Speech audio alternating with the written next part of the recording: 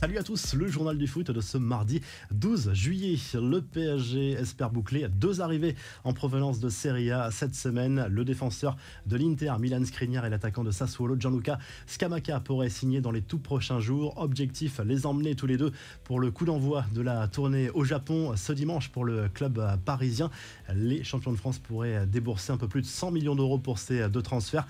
Autre arrivée envisagée dans la capitale française, celle d'Hugo Ekitike, l'attaquant du Stade de Reims, aurait donné son accord au Paris Saint-Germain pour un transfert cet été, mais pour le moment l'offre de Newcastle est supérieure. Côté départ cette fois, Idrissa Gueye pourrait rejoindre la Turquie. Le club parisien et Galatasaray devraient se rencontrer rapidement pour évoquer un transfert de l'international sénégalais. Les autres infos et rumeurs du mercato, et pour être complet sur le PSG, sachez que la direction envisage de prendre une décision radicale pour pousser les indésirables vers la sortie. Icardi, Paredes, Draxler, Kerrer ou encore Kurzawa pourraient rester à Paris et ne pas participer à la tournée au Japon.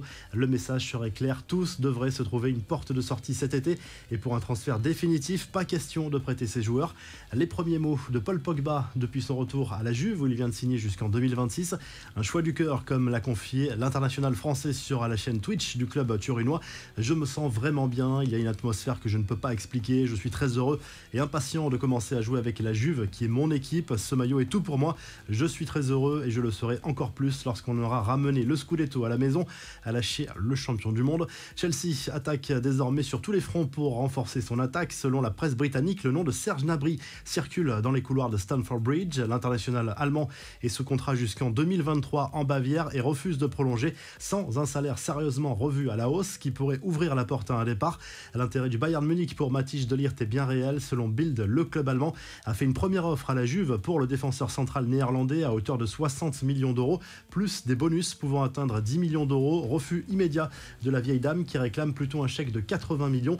Le retour de la rumeur Nabil Fekir au Barça. Le club Blaugrana pourrait renoncer à recruter Bernardo Silva pour se tourner vers des pistes moins chères, et l'ancien lyonnais fait partie des plans B de Xavi, à en croire Estadio Deportivo. Le Betis réclamerait entre 35 et 40 millions d'euros, ce qui a refroidi l'AC Milan et la Roma, deux autres prétendants. Et la mise au point de Gareth Bale lors de sa première conférence de presse depuis son arrivée au Los Angeles Football Club en MLS face aux rumeurs de retraite après la Coupe du Monde 2022. Le Gallois a répondu qu'il n'avait pas l'intention du tout de raccrocher les crampons dans quelques mois. Il veut poursuivre encore quelques années.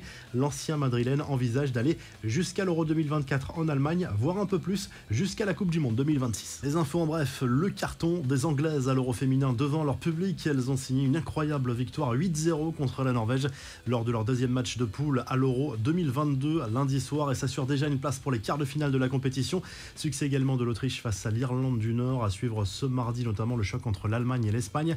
La Confédération africaine de foot a dévoilé la liste des 10 nommés pour le titre de meilleur joueur africain de l'année.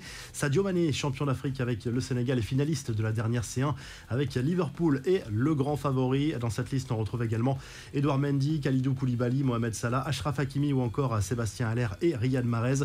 Enfin, c'est la vidéo virale de ce début de semaine. On y voit un homme suivant Pep Guardiola à vélo dans les rues de Manchester pour obtenir un selfie. Ce fan a réussi son coup et a obtenu une photo avec le coach de Manchester City, visiblement un peu agacé au vu de son visage. La revue de presse, le journal L'équipe consacre sa une à Kylian Mbappé au lendemain du retour à l'entraînement de l'international tricolore, l'attaquant du PSG qui a beaucoup d'objectifs cette saison avec l'équipe de France, la Coupe du Monde forcément, mais aussi avec le Paris Saint-Germain, cette Ligue des Champions à aller chercher pour la première fois de l'histoire du club, et aussi cet objectif de devenir le meilleur buteur de l'histoire du club et dépasser Edinson Cavani. Ça pourrait se faire dans les prochains mois. Du côté de l'Espagne, le Mundo Deportivo se penche sur les dernières infos concernant le mercato du FC Barcelone. Accord imminent désormais avec Manchester United pour le transfert de Frenkie de Jong, selon le média catalan, qui explique également que Robert Lewandowski pourrait signer au Barça dans les tout prochains jours. En attendant, l'attaquant polonais a repris l'entraînement avec le Bayern Munich, et en Italie,